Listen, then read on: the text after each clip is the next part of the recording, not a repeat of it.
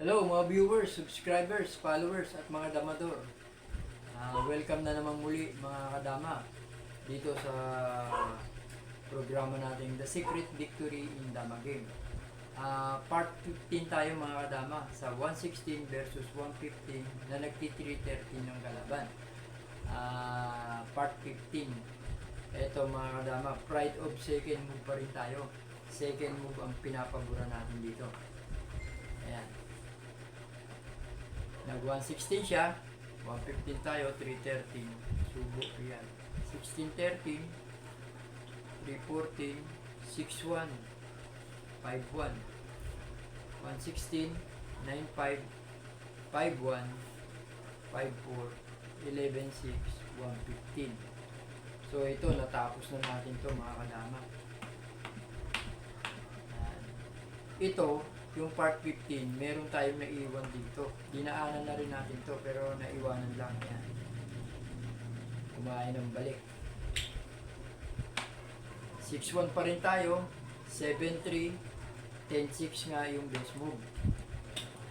Diyan sa part na yan mga kadama, ang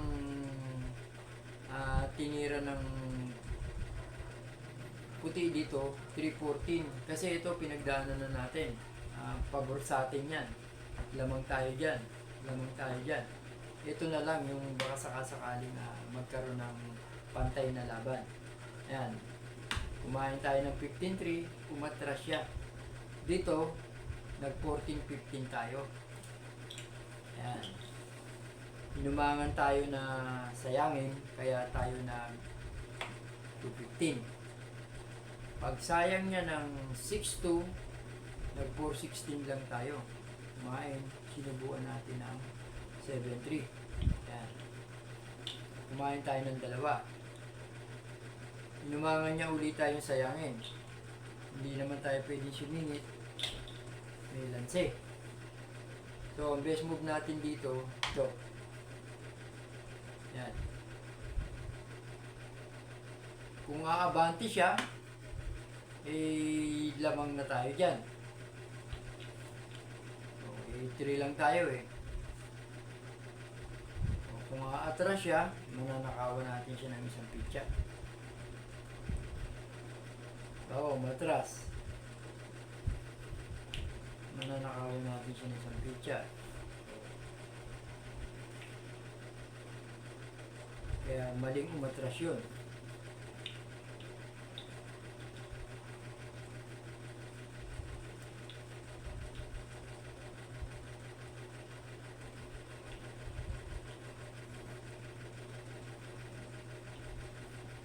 Yan. So, ibig sabihin lang, maling kumain ng abante. Yan, balik ko lang. Yan. Pag subo dito, kumain doon, mali rin kumain ng atras. Dahil susubuan natin, libaldi na naman siya. So, hanap tayo ng magandang tira niya. Yan. So, itong dalawa, mali. So, 16-13 saglit. Yan eh. Bawal din dahil kasi nakauma nga yung lanse. Mauobliga siya dito kung magpakain ng 7-2. Yan. Kakain tayo doon ng 15-7. Kakain siya ng dalawa. At kakain tayo ng yan. Dito sa part na to.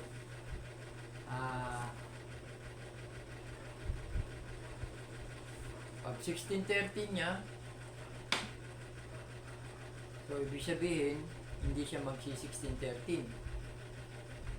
Ayan, magsi-6-2 lang siya. Pag 6-2 niya, 8-3 naman tayo.